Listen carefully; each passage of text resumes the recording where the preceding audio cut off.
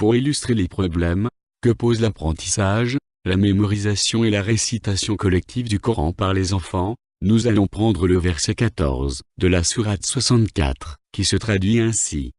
Ô, vous musulmans qui avez cru, vous avez de vos épouses et de vos enfants un ennemi pour vous.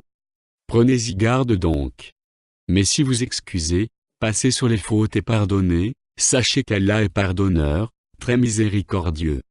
Dans la vidéo qui suit, on verra un enfant réciter ce verset dans le concours national de récitation du Coran, devant des dizaines de milliers de fidèles à Paris.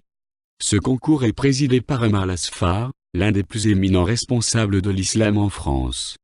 On précisera que ce responsable est un interlocuteur privilégié des autorités françaises. Aujourd'hui, un concours a été lancé, comme chaque année.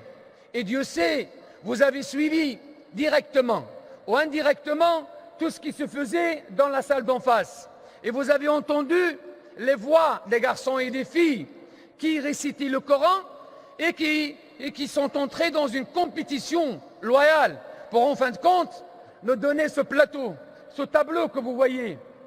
Ce tableau que vous voyez, c'est le résultat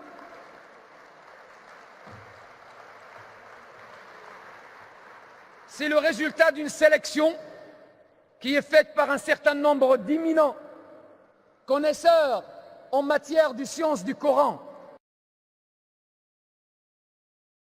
Alors, nous allons faire passer, bien sûr, vous les avez, ils ont fait le concours. Maintenant, vous allez, Inch'Allah, vous avez vu, ils ont gagné le concours, mais vous allez les écouter un petit peu.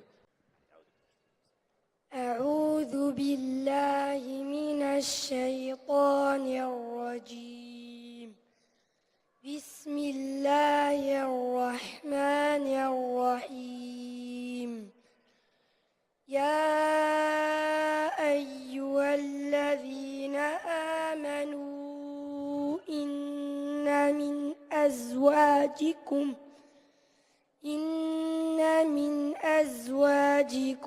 وأولادكم عدوا لكم فاحذروهم وإن تعفوا وتصفحوا وتغفروا فإن الله غفور رحيم. L'exégèse de ce verset est donnée par le prophète Mahomet. Cette explication est rapportée dans le recueil authentique de Hadith de Bukhari. Le prophète explique comment se prévenir du mal qui réside dans la femme. Il dit que le mal réside dans la femme, la maison et le cheval. Mais comme ces deux derniers n'ont pas de conscience, et ignorent le mal qui est en eux, alors l'homme doit se prévenir du mal qui réside dans la femme, parce qu'elle possède une conscience. On ne peut qu'encourager nos amis musulmans à faire très attention quand ils enseignent ce genre de versets à des enfants.